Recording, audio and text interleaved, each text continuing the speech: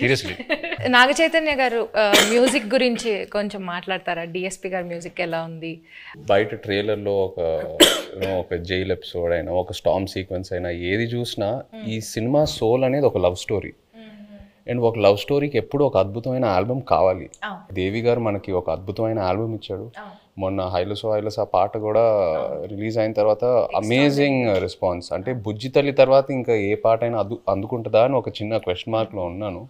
But హైలసో హైలసా response చూసాక feeling so happy. So దేవికి thank you చెప్పాలి. అండ్ పైగా శ్రీమణి గారికి, లిరిక్స్ రాసిన శ్రీమణి గారికి చాలా బాగా బ్లెండ్ చేసి super output. So I think half the job is done ఆ విషయంలో, సక్సెస్ విషయంలో, ఆడియో సక్సెస్ అయినట్టు. మ్యూజిక్ ఎవరిని పెట్టుకుందామని చాలా డిస్కషన్ వచ్చింది.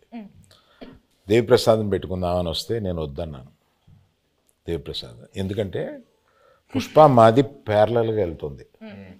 అయ్యి బాబాయ్, దానికి ఉండే కాన్సన్ట్రేషన్కి, దానికి ఉండే వర్క్కి దేవిప్రసాద్ టైం స్పేర్ చేయడు. దేవిప్రసాద్ నాకు చిన్నప్పటి నుంచి తెలుసు.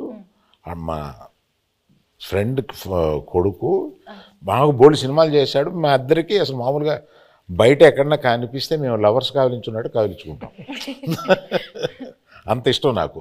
కానీ ఈ సినిమా కరెక్ట్ కాదా అని ఇలాగా సందేహపడుతూ రోజు డైనింగ్ టేబుల్ బన్నీతోటి, మరే ఈ మ్యూజిక్ ఒకటి కన్ఫ్యూజింగ్గా ఉంది, ఎవరిని పెట్టుకోవాలి ఏంటి అని అంటే, దేవి అని ఎందుకు అనుకోండి, మీ పిక్చర్లో లాగేస్తారు మీరు మొత్తం, మాకు టైం స్పేర్ చేయరు, ఇంకా అదే ఇంత నిన్ను అడిగి డైరెక్టర్ని అడిగి మేము ఆయన్ని టైం తెచ్చుకోండి, మాకు వద్దు, అలా వద్దు అన్నాం.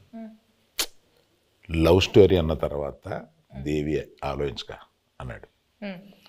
So some credit inside back side of the decisions ఇవి కూడా ఉంటాయి. I don't know whether I will get the chance to acknowledge this.